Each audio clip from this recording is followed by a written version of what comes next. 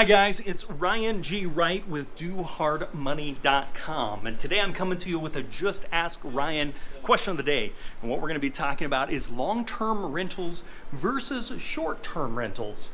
The pros, the cons, and which one you should be looking at. Now, before I jump into that, if you have a question of the day you'd like me to answer in our Just Ask Ryan question of the day segment, please type it in the comments below, and I'd be more than happy to answer a question for you and post it for everybody else's enjoyment as well. Okay, what is short-term rentals? What is long-term rentals? Short-term rentals is typically thought of as nightly rentals. This is where you start thinking about your VRBOs, your Airbnbs, that type of stuff. Now, with Airbnb, you can do partial rentals where you're actually renting out a room. A lot of people have done this and found it very successful, where they actually just rent out a room in their house where somebody's coming in and getting some extra income there, and so they don't have any additional expenses with something like that, right? So they already own the property, they're already living there, they're renting out a room in the basement, maybe it has a kitchen, maybe it doesn't, but they're doing actually room rental where they're actually to get more income coming in for an asset that they already have and they're already paying for. And that's gonna be like an Airbnb type situation. A nightly rental is gonna be like a VRBO where I've got a house, I'm gonna rent out the house, is a short-term rental type situation. This typically happens in vacation destination, and it's pretty popular. There's some pros and some cons with this. When you're dealing, let's talk about long-term rentals real quick. A long-term rental is where I sign somebody and they sign a 1-year agreement and they're gonna be renting that property for a year, and they're gonna be paying X dollars per month.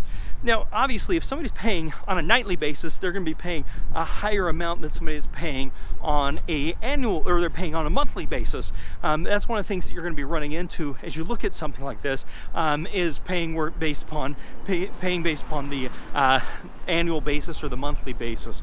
So a long-term rental agreement is gonna say, yeah, I'll pay $1,500 a month. I'll pay that every month for the next 12 months. And at the end, we can re-talk about it and see if I want to continue. At the end, the landlord can raise the rent, those types of things. On the VRBO type situation, I'm putting it up and saying, hey, I'm going to rent this property for $200 a night, or whatever the going rates are for that. The downside to the VRBOs is management. There's management obviously with long-term, but with short-term, totally different set of rules of management. I have to deal with booking. How am I gonna get those bookings? I have to deal with cleaning. How is the property gonna get cleaned?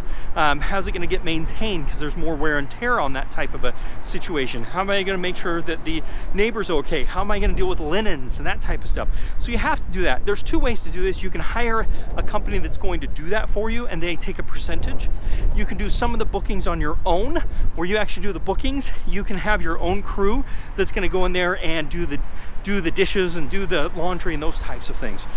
Typically, you're going to get paid more on a short-term rental type basis than you will on a long-term basis, but you're going to have more hassle and headache. In some communities, they're set up for this type of a situation in a condo complex or in a certain area where they'll actually do all that for you. And you can opt to just do the bookings yourself. So it just depends on what you're looking for. If you want to do the Airbnb and rent out a room and make some extra income, if you want to do the short-term rental where you're getting a nightly rent but you're making more money but there's more management, you can delegate some of that management. It's just really up to you based upon what you're looking to do, or you can look at the long-term rental. A lot of people also like the vacation rentals because they're actually getting some equity in a house they can enjoy using as well. But most people don't find that they're going to be making a lot of money until the house is actually paid off. So I hope this has been really helpful. If so, please hit the thumbs up button. Check us out over at DoHardMoney.com if we can help you out with any tools and resources on investing in real estate, money, or anything else. Otherwise, make it a very profitable day, and bye for now.